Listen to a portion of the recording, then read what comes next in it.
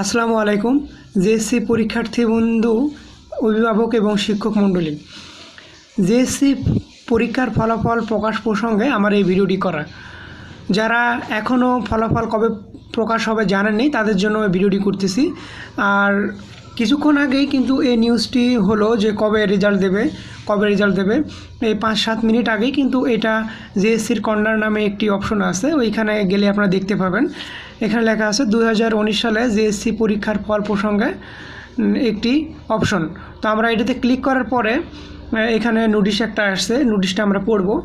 বিষয় হচ্ছে কি যে 2019 সালে জেএসসি পরীক্ষার ফলাফল প্রসঙ্গে উপযুক্ত বিষয়ে জানানো যাচ্ছে 31শে ডিসেম্বর 2019 বেলা 12টায় জেএসসি পরীক্ষা 2019-এর ফলাফল স্ব কেন্দ্রের প্রতিষ্ঠান থেকে এবং অনলাইনে একযোগে প্রকাশিত হবে।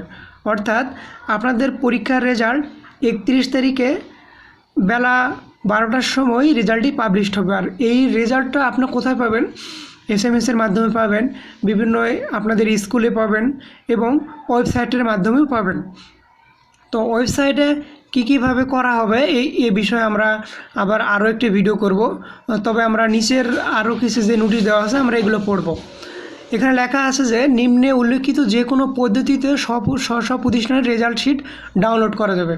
প্রথমে ঢাকা শিক্ষা বোর্ডের ওয়েবসাইট www.dhakaeducationboard.gov.bd এর রেজাল্ট কর্নারে ক্লিক করে শিক্ষা প্রতিষ্ঠানের EIN এন্ট্রি করে প্রতিষ্ঠান ভিত্তিক রেজাল্ট শিট ডাউনলোড করা যাবে। এটা একটা হচ্ছে বিষয়। আরেকটি ওয়েবসাইট আছে যেটির নাম www.educationboard.gov.bd ওয়েবসাইটের রেজাল্ট এর কর্নারে ক্লিক করে বোর্ডের প্রতিষ্ঠানের EIN এর মাধ্যমে প্রতিষ্ঠান ভিত্তিক রেজাল্ট শিট বের করা যাবে। অর্থাৎ দুইটি ওয়েবসাইট থেকেই কিন্তু রেজাল্ট বের করা যাবে।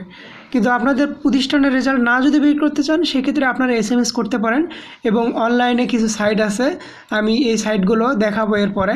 শুধু আপাতত আপনাদেরকে এই নোটিশটাই জানালাম যে 31 তারিখে 12টার সময় আপনাদের জেএসসি পরীক্ষার রেজাল্ট দেবে।